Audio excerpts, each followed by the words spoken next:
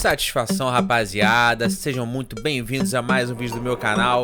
E no vídeo de hoje eu quero falar sobre filmes que merecem a sua atenção ainda esse ano de 2023. Só que assim, não vou falar sobre blockbusters nem grandes lançamentos, né, essas coisas muito grandiosas, porque eu acho que vocês estão cansados já de saber, né, o que vai chegar esse ano, que tem várias listas aí pra você esperar. Mas eu vou usar aqui o Festival de Cannes, que aconteceu no final de semana passado, como parâmetro, né, pra esses filmes que são filmes mais, eu não gosto de usar esse termo, mas aqueles filmes mais de arte, né? Filmes que devem figurar aí no circuito de premiação lá pro final do ano, filmes que vão figurar no Oscar, essas coisas assim, sabe? E é o seguinte, eu fui pra Cannes? Não fui. Então assim, eu não vi nenhum desses filmes, mas eu vou falar aqui filmes que fizeram barulho lá, filmes que ganharam prêmios lá em Cannes, ganhou Palma de Ouro, filmes muito elogiados, e vou até indicar textos e alguns vídeos também de pessoas que estiveram lá. Show de bola, minha rapaziada? Então deixa o like aqui embaixo se você já conhece meu canal, se inscreve também, né, se você ainda não for inscrito, e vambora. Começando aqui a lista de uma forma muito especial com o filme Asteroid City, do Wes Anderson. Esse filme não venceu nenhum prêmio em Cannes, mas concorreu a Palma de Ouro. E assim, cara, o Wes Anderson, quando sai um filme do Wes Anderson no ano, é um filme que você tem que parar pra prestar atenção, porque são filmes muito bons, muito característicos, muito autorais, né? O cara, por exemplo, fez o Grande Hotel Budapeste, que é um dos filmes que eu mais gosto da década passada, tá na minha lista de top 10 daquela década e tal, e foi o filme que eu mais gostei no ano em que ele foi lançado, inclusive, e é o meu favorito do Wes Anderson. É um dos diretores mais autorais que nós temos aí hoje em dia, e assim, o filme, ele não foi tão elogiado assim lá em Cannes, mas é o que eu tô falando, o Wes Anderson a gente tem que prestar atenção. O filme se passa na década de 50 em uma cidade fictícia do deserto norte-americano, em uma convenção organizada para unir alunos e pais em uma competição acadêmica. O caos se instala à medida que ocorrem eventos capazes de mudar o mundo. E aquilo, né, para quem não conhece o Wes Anderson vai achar que é uma sinopse qualquer, né, vai ser mais um filme qualquer sobre nada, mas é o que eu tô falando, irmão. Então você não conhece o gênero Wes Anderson. E para dar uma ilustrada, olha esse elenco aí, cara. É uma coisa comum desse diretor usar uma cacetada de atores conhecidos, às vezes pra uma fala só, né, mas ainda assim vale a atenção. Eu não vou ficar citando o nome de cada um, então tem uma imagem pra você ver todos os atores que estão escalados. Como eu falei, alguns vão ter participações pequenas, né, outros vão ter participações mais protagonistas. E roteiro escrito pelo Roman Coppola, hein, mais conhecido como Filho do Pai. Monster, de Hirokazu Koreeda, filme japonês indicado a Palma de Ouro, muito elogiado lá em Cannes. E não se engane pelo título, não é um filme de terror, mas se fosse um filme de terror, você ia querer ver também, cara, porque o terror japonês é muito bom. O terror japonês é maneiro, eu sou amigo do terror japonês. Esse filme acompanha um menino chamado Minato que volta da escola pra casa com alguns sinais de que anda sofrendo bullying, deixando a mãe dele completamente preocupada. Aí a mãe vai até o professor exigindo respostas e a história acaba saindo de controle. E é muito interessante porque esse filme ele trabalha através de pontos de vistas, né? Então a gente tem primeiro o ponto de vista da mãe do menino, né, acompanhando a história na ótica dela, depois quando ela chega ao professor, a gente acompanha essa mesma história na ótica do professor, e aí para fechar, finalmente a gente finaliza a história acompanhando tudo que aconteceu através do ponto de vista do menino, né, do pequeno Minato, vendo de fato o que rolou ali. Como eu já disse, eu não tive o privilégio de ver nenhum desses filmes, né, porque não me chamaram pra Cannes dessa vez, mas eu indico aqui o texto do Eduardo Cacique, do site Filmes do Cacique. É um texto muito bom, uma crítica de quem pôde conferir o filme, e é sem spoiler, então dá uma conferida lá, tá no primeiro link aqui da descrição, e todos os textos e vídeos que eu vou indicar também ao longo do vídeo estão lá na descrição e também aí no comentário fixado. May December, filme do Todd Haynes. Um filme que pode muito bem acabar chamando a atenção de um público mais abrangente, né? Porque tem o diretor Todd Haynes, eu vou falar mais sobre ele também. E no elenco a gente tem a Natalie Portman e também a Julianne Moore, que são duas figuras carimbadas já em premiações, né? A gente já conhece há um tempo nesse tipo de filme. E esse filme ainda nem tem trailer, parece que só tem uma ceninha divulgada no YouTube, que é isso aí que vocês estão assistindo, e conta a história da personagem Gracie, que é vivida pela Julianne Moore, que quase 25 anos atrás viveu um romance escandaloso com um menino de 13 anos, causando assim a prisão dela. E é aí que fica interessante, meu nobre, porque entra a personagem da Elizabeth Berry, que aí sim, interpretada pela Natalie Portman, que ela é uma atriz que vai viver a Gracie no cinema, entendeu? Vão fazer um filme sobre essa história, né, desse romance aí da Julianne Moore com o menino de 13 anos, só que como eu falei, já se passaram 25 anos e teve todo o escândalo, virou notícia e tal, e aí a personagem da Natalie Portman vai lá pra conhecer a personagem da Julianne Moore, pra poder estudar, né, como é que são os movimentos dela, dela, fazendo um estudo de personagem, onde tem até cenas ali de uma espelhando a outra, né? A Natalie Portman observando assim a Julianne Moore e vendo como é que a postura dela, como é que ela senta, como é que ela fica em pé, como é que ela anda, né? As andadas dela. Parece ser um filme muito interessante, um filme até com um pouco de metalinguagem, né? De certa forma, porque parece que existe uma metalinguagem, não com a história da Julianne Moore, né? Obviamente que não, eu acho que ela não passou por esse tipo de romance aí, mas é em relação à idade chegando, né? E você sendo interpretada por uma atriz mais nova de repente, e as duas atrizes, inclusive, muito elogiadas lá no festival, o que tornam elas duas fortes candidatas aí à indicação ao Oscar lá, sim, falta quase um ano, né? Falta um pouco menos de um ano pro Oscar do ano que vem, mas de qualquer forma, já tá começando a pintar aí alguns nomes. O Todd Haynes, ele dirigiu o filme Carol, que é a adaptação de um romance com a Cate Blanchett e a Rooney Mara, que as duas também foram indicadas ao Oscar naquela ocasião, né? Então realmente vale a sua atenção, meu nobre. Strange Way of Life, filme do Almodóvar. Na verdade é um curta-metragem do Almodóvar, e aí pra mim já é inusitado justamente pelos nomes envolvidos, né? Primeiro que o Almodóvar não é muito de fazer curtas, né? Ele começou a carreira dele lá na década de 70, fazendo vários curtas, antes mesmo do primeiro longa dele, ele só fazia curtas-metragem. Chegou a fazer um recentemente com a Tilda Swinton, que me escapou o nome agora, é um curta-metragem muito bom, inclusive, mas de qualquer forma não é tão comum assim. E a outra coisa inusitada é que no elenco do filme não tem o Antônio Bandeiras e também não tem a Penélope Cruz, cara, no filme do Almodóvar. Como assim, irmão? Ao invés disso, temos aí um romance tal qual Brokeback Mountain, envolvendo Pedro Pascal e Ethan Hawke na broderagem ali, sem pedir perdão, sem perder a amizade. Os dois vivem o renascimento de uma antiga paixão 25 anos depois de terem ficado sem se ver. Aí bate aquela saudade, né, meu nobre? Imagina tu passar 25 anos sem ver teu mozão.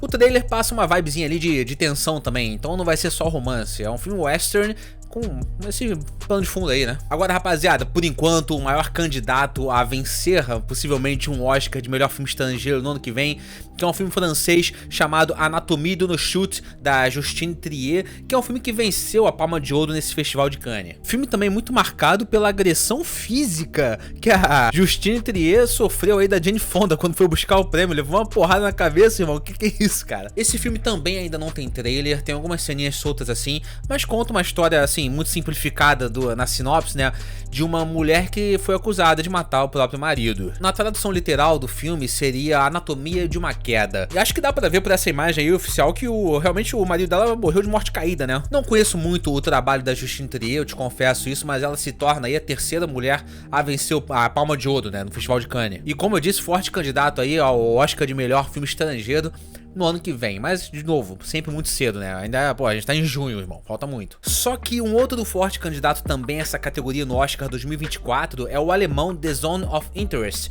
do Jonathan Glazer, que venceu o Grand Prix esse ano em Cannes. Esse filme tem uma curiosidade aí, que não é exatamente uma curiosidade sobre o filme em si, é muito mais uma curiosidade sobre a exibição dele, né? O lançamento dele, que assim, é a adaptação de romance do Martin Amis sobre a Segunda Guerra Mundial, e no dia em que esse filme foi exibido lá em Cannes, no dia que ele lançou, né, ele foi visto pela primeira vez, que foi nesse final de semana, foi no mesmo dia que o Martin Amis morreu. E essa curiosidade aí, muito doido, né? Tipo, não botaram um filme porque ele morreu. Pelo contrário não, né? Mas já ia ter exibição do filme no dia e o Martin Amis veio a falecer. Um filme que também ainda não tem trailer. Se tiver passando um trailer aí na tela, porque lançaram o trailer até o dia do lançamento desse meu vídeo aqui. Mas basicamente ele acompanha um romance durante a Segunda Guerra Mundial, um caso complexo de romance envolvendo aí um oficial nazista e a esposa de um comandante lá do campo de concentração de Auschwitz. E assim, o livro do Martin Amis, ele aborda muito os horrores do genocídio, então eu acredito que não vai ser só um romance, acho que vai ter um pano de fundo de guerra ali, talvez muito cru até. E eu gosto do Jonathan Glazer, cara, ele dirigiu aquele filme esquisitão com a Scarlett Johansson, o Sob a Pele, que é um filme muito bom, por mais doido que seja, vale assistir. E de novo eu repito, eu não assisti esses filmes aqui, mas eu posso indicar um texto ou um vídeo. Eu vou indicar aqui o vídeo que o canal 16mm fez sobre esse filme aqui, porque eles compareceram no festival. Então na descrição e também no comentário fixado tá embaixo do texto do Cacique, tá aqui o vídeo do 16mm sobre The Zone of Interest. Vai lá conferir e comenta lá no vídeo dos caras também, pô. Killers of the Flower Moon, do Martin Scorsese. É o seguinte, cara, esse filme não ganhou nada, até porque ele não foi indicado. Eu acho que o Scorsese falou, não vou não vou botar pra indicar não, deixa a galera aí ganhar os prêmios dela, porque se eu botar, eu vou ganhar a porra toda, então eu não vou disputar não. Acho que o Scorsese deve ter falado isso. Filme altamente aclamado no Festival de Cannes, estão dizendo que é um dos melhores trabalhos do Scorsese. Muita gente falando, ah, não é óbvio que não é o melhor filme. Eu não sei por que usam a palavra óbvio nesse momento sempre, mas sim, é um filme que dos últimos anos estão falando que é um dos melhores do Scorsese. E cara, Scorsese é um dos maiores que nós temos. Que bom estarmos vivos aqui enquanto Scorsese tá trabalhando, cara. E o que estão falando sobre esse filme é de empolgar qualquer pessoa, irmão. Não precisa nem ser ligado em festival, as coisas assim, não. É uma história baseada no livro do David Grann, o mesmo autor que escreveu Z, A Cidade Perdida, que também tem uma adaptação que eu achei bem legal, foi filmada no Brasil, e acompanha uma série de misteriosos assassinatos que acontecem numa tribo indígena durante 1920. E o caso foi investigado pelo FBI. Que é interessante o papel do FBI nesse filme, porque em 1920 o FBI ainda era uma coisa muito nova, então não tinha toda essa responsabilidade, né? Esse fardo todo de tudo vai pra FBI. Não, a FBI tava começando ali, dando seus primeiros passos. Então vai ser uma abordagem interessante e diferenciada do que a gente vê geralmente nos filmes com FBI, sabe? E no elenco você já viu, né, meu parceirinho? Leonardo DiCaprio e Robert De Niro na mão do Scorsese, não tem como errar. Mas quem tá sendo aí muito elogiada é a Lily Gladstone, uma atriz que tá sendo tão elogiada que provavelmente vai ser indicada ao Oscar de melhor atriz no ano que vem. Eu vou fazer um react quando sair as indicações lá do Oscar em janeiro, né? As indicações geralmente são divulgadas em janeiro. Vou fazer um react desse vídeo aqui pra ver se eu errei tudo, né?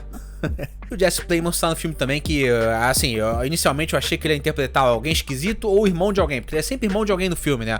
Mas pelo que eu entendi, ele é um oficial aí do FBI. Também é cara do Jesse Plemons, né, cara? Cara de policial, porra. Irmão, não tem muito o que ser dito aqui. Esse filme vai chegar rasgando, independente de 3 horas e 30 de duração. E é legal porque o Scorsese anda meio puto aí, né? Com a Marvel, com o cinema hoje em dia. Então, ele puto assim, de repente, ele vai fazer um filme mais maneiro ainda. Tá dando o melhor de si pra provar que cinema não é só Marvel. E eu também vou indicar aqui um vídeo, né? Um vídeo do Pablo Vilaça, professor Pablo Vilaça, foi meu professor.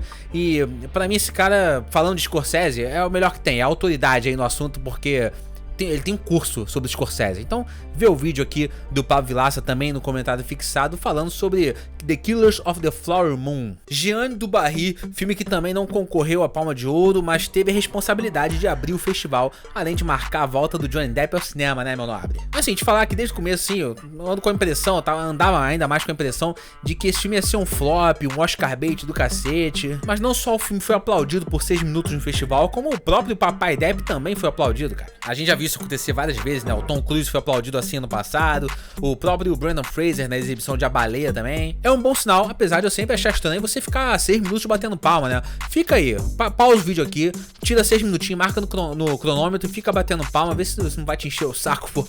Mas assim, eu ainda acho que o filme vai passar batido em premiações, cara, independente de 15 minutos aplaudindo o filme. O trailer passa essa sensação de Oscar bait flopado, né? E assim, cara, esse filme é dirigido pela Mai Wen, que eu acho uma excelente diretora. Ela dirigiu um dos filmes franceses que eu mais gosto, que é o Mon Roi, com Emmanuel Bercot e o Vincent Cassel também, de 2015. Dirigiu e estrelou Police, um filme que venceu o prêmio do júri no Festival de Cannes lá em 2011 e ainda foi indicado a uma cacetada de prêmios na época. Mas eu vi algumas críticas negativas a Jeanne du Barry, principalmente ligadas ao roteiro, que geralmente quem escreve os roteiros do filme da Mai Wen é a própria Mai Wen, e também vi críticas à própria interpretação dela, dizendo ali que ela não convence muito no que se ficou conhecido na caracterização da Jeanne Becu. Só uma curiosidade aqui, que eu citei o filme May December, né, do Todd Haynes, daquela história da Julianne Moore ter namorado uma adolescente menor de idade lá no May December, né? E pra quem não sabe, a Mai Wen, ela namorou o Luc Besson, né? Não só namorou, acho que ela casou, não lembro agora se ela casou. Na época do filme O Profissional, ela tinha 15 anos e começou a namorar o Luc Besson, que tinha 29, e um ano depois tiveram um filho, cara. E essa doidinha da Mai Wen ainda falou que O Profissional é baseado no romance dela com o Luc Besson. Que isso, irmão? Só que a Natalie Portman e o Jean Reno não se envolvem, graças a Deus, não se envolvem romanticamente naquele filme. Mas dá pra pensar aí que de repente o Luc Besson jogou essa ideia e tudo falou, irmão, não. Mas enfim, só uma curiosidade aí pra vocês, mais uma, né? Mais uma trivia aqui pra vocês. Bom, de qualquer forma, o filme tem meu interesse porque admiro muito o trabalho da Mai Wen como diretora. Johnny Depp falando francês fluente no trailer, isso eu quero ver também. Cette jeune femme est entourage. É isso aí, rapaziada. Eu tinha mais 3 filmes aqui pra falar, só que o vídeo já tá ficando longo, ele fica muito mais longo ainda se eu falasse desses outros 3 filmes, então eu vou citar aqui como menções honrosas, valeu? O filme Te Po Tu Pho, do vietnamita Tran A Hang, que é um filme francês que venceu o prêmio de melhor diretor em Cannes. Fallen Leaves, filme finlandês do Ari Haudsmark, que continua a trilogia Proletariado e vencedor também do prêmio de júri desse ano. A Flor do Buriti, filme brasileiro dirigido pela portuguesa Renée Nader Messora e também o João Salavisa, também português, né? Esse filme venceu um prêmio da mostra chamado Um Certain Regard, premiado como melhor equipe. Então é isso aí, minha diretoria, espero que vocês tenham gostado, espero que alguns filmes aqui tenham chamado a atenção de vocês. Vamos prestar atenção nesses filmes que, tudo bem, eu adoro blockbuster também, só que é interessante a gente ver esses filmes que vão surpreender, vão chegar do nada e sem avisar. E ainda tem muito filme que nem foi pra Cannes, quer dizer, tem muito filme que foi pra Cannes e eu não falei nesse vídeo, posso fazer um segundo vídeo, né, depende aí das visualizações. E tem muito filme também que não foi e vai chegar e vai surpreender. E eu vou estar aqui sempre pra avisar vocês desses filmes que vão chegar de surpresa pra gente. Curte o vídeo se você gostou, se inscreve aqui no canal também pra acompanhar esse tipo de conteúdo focado em filmes, análises, né, tô sempre aí fazendo meu conteúdo de crítica e avaliação, as coisas assim. E é isso aí, até a próxima, valeu, fui!